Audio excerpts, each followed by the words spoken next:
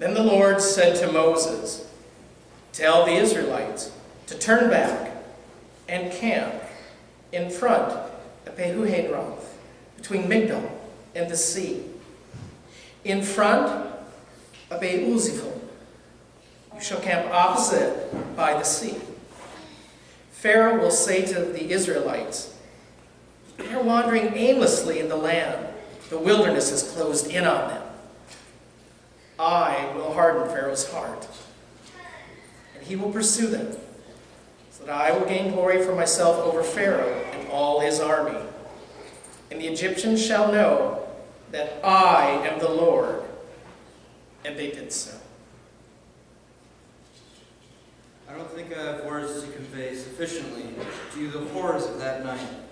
There is no doubt in my mind that that is the most terrifying experience that any of us would have ever had. It was worse by far than that other night of terror just a few short days before. That earlier night we huddled inside our huts in Egypt behind door frames splashed with the blood of the lambs we killed. We then prepared to eat those lambs that same night with bitter herbs and unleavened bread. Our shoes were on our feet and we were packed up, ready to go. I remember the silence of that night after we had eaten. We sat in absolute stillness, for we had been told the angel of death would pass over the entire land. Only we who sat behind blood-stained doorposts would be safe. First there was stillness. Then in the distance we heard the screams of discovery,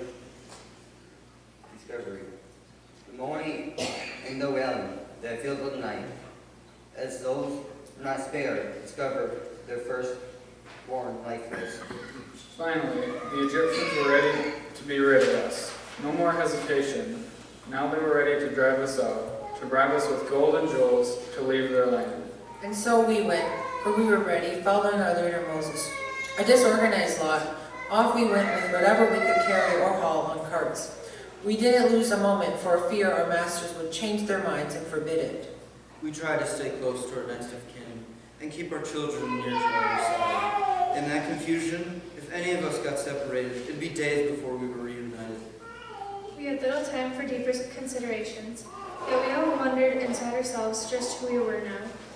We were still the Hebrew people, we were still slaves on the run. But on the run to what? We were consistently looking over our shoulders to see our masters in pursuit.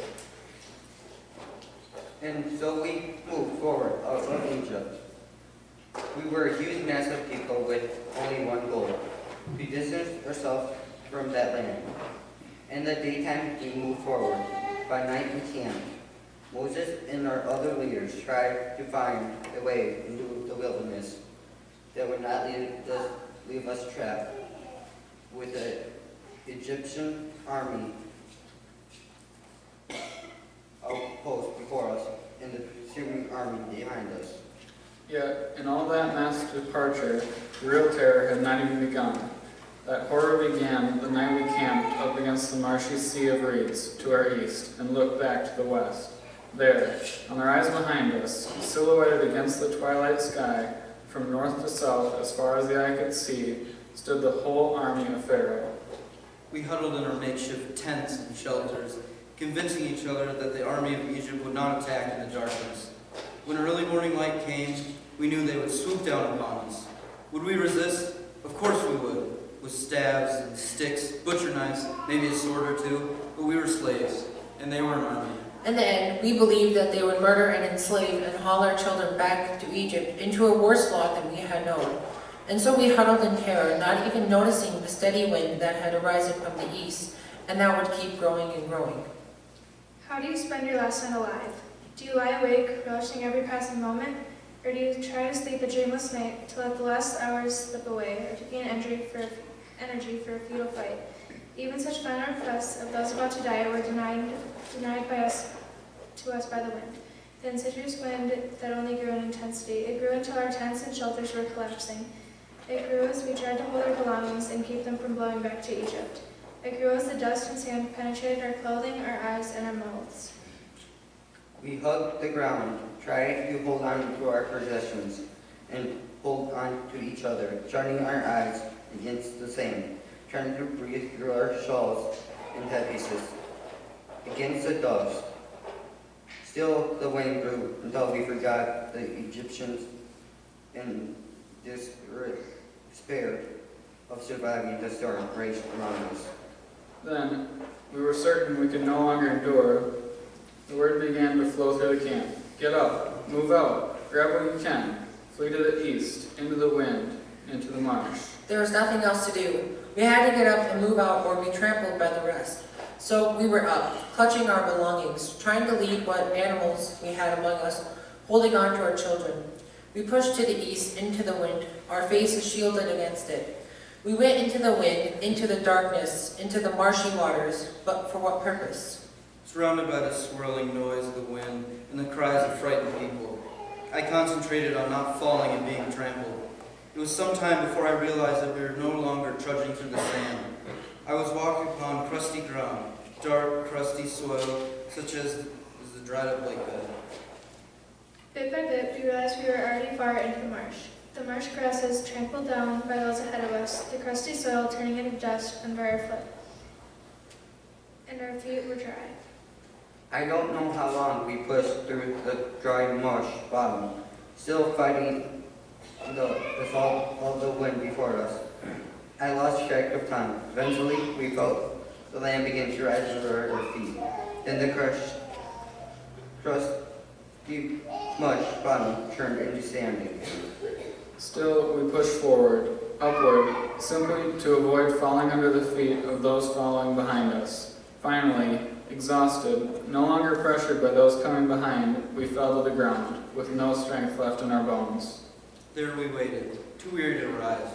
As the first light of dawn grew in the eastern sky, we waited for the Pharaoh's army to mobilize, swoop down into the valley across the dry marsh easily as we had, so wearily with the terror of that night and fearful of the prospects of the new day.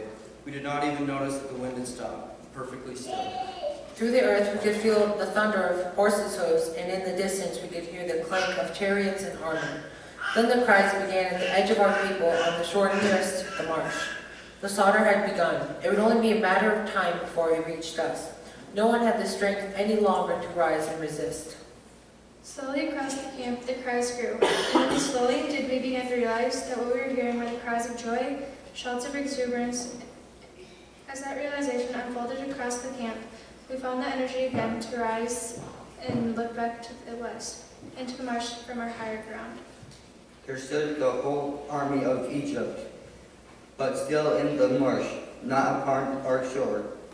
The chariots' wheels and horses' hoofs had broken through the crusty bottom that sustained whole communion. All the Pharaoh's hosts were bearing down, sinking deeper and deeper into the muddy bottom, while the water without wind to hold them back, surging forward upon the Egyptians. Now our whole camp was on its feet, cheering and shouting and leaping into the air. All of our weariness was gone, and we realized what all this meant. We were no longer slaves. We would never be slaves again. We were free. Free. Thus says the Lord, saved Israel that day from the Egyptians. And Israel saw the Egyptians dead on the seashore. Israel saw the great works that the Lord did against the Egyptians. So the people feared the Lord and believed in the Lord and in the Lord's servant Moses.